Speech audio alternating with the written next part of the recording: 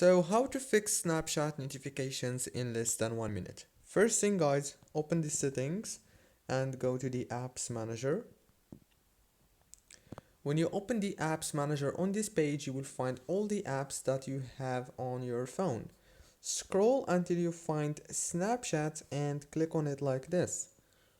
After that, all what you want to do next now is click on force stop and then go to the storage.